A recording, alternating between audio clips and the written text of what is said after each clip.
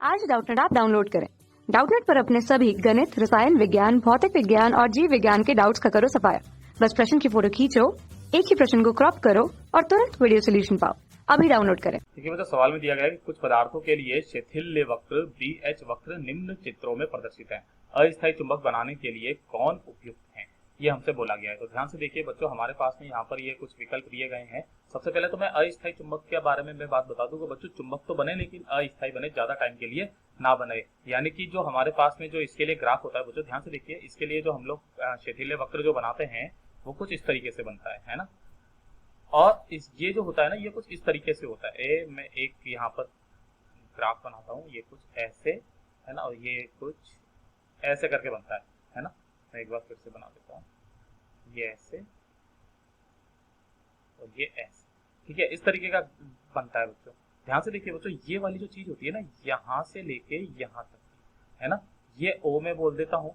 ये मेरे पास में A बिंदु है, ये मेरे पास में B बिंदु है मान लेते हैं, ये मेरे पास में C बिंदु है, ये मेरे पास में D बिंदु है ना। तो जब भी हम लोग अस्थायी चुंबक बनाते हैं बच्चों, तो ध्यान से देखिए बच्चों, ये वाली जो दूरी होती है ना, ये वाली मैं नीले कलर से बना देता हूँ। ये वाली जो दूरी होती है ना, इसको हम लोग बोलते हैं धारणशीलता, धारणशीलता है ना। और ये वाली जो दूरी होती है ना, O से लेके B तक, इसको बोलते हैं बच्चों हमारे पास में निग्रह क्षेत्र है ना, निग्रह क्षेत्र।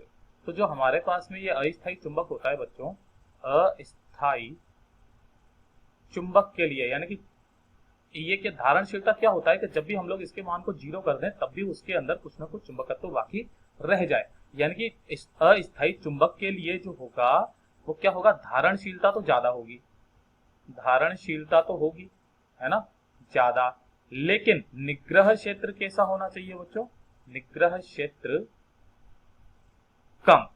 अब निग्रह क्षेत्र को कम करूंगा तो ध्यान से देखिए बच्चों, यही वाला जो ग्राफ है वो किस तरीके का बन जाएगा, वो कुछ ऐसे है ना, और ये कुछ ऐसे करके है ना। तो अगर मैं धारणशीलता को कम करूं तो वो निग्रह क्षेत्र को कम करूं तो मेरे पास में जो ग्राफ आएगा वो कुछ ऐसा आएगा, पतला सा है ना। यहाँ से ये वाली जो चीज है ये बहुत कम आएगी ऐसे है ना, और ये यहाँ से फिर से वापस पतली आ जाएगी, ये ऐसे करके ऐसे। तो ध्यान से देखिए बच्चों, यहाँ से ये कुछ ऐसे और यहाँ से ये कुछ ऐसे, यानी कि ये जितना पतला होगा, यानी कि कैसा होगा, ये ग्राफ जो होगा हमारा पतला और नुकीला होगा, नुकीला होगा है ना, ये वाला ग्राफ। तो ऐसा हमारे पास में किसमें दिख रहा है बच्चों, वो केवल और केवल हमारे पास, देखिए ये तो मोटा है, ये इससे भी मोटा है, ये थोड़ा सा मोटा है, सबसे कम पतला जो दिख रहा है वो हमारा द दिख रहा है। तो जो द है हमारा वही सही जवाब है। अच्छा, इसका काम भी मैं बात बता देता हूँ कि बच्चे जो इसका काम आता है वो ट्रांसफॉर्मर वगैरह में काम में लिया जाता है, ट्रांसफॉर्मर वगैरह में काम में लिया जाता है। तो ये क्यों लिया जाता है बच्चों, जिससे कि हमारे पास में जो शक्ति का ह्रास होता है उसे कम करने के लिए, शक्ति ह्रास को कम करने के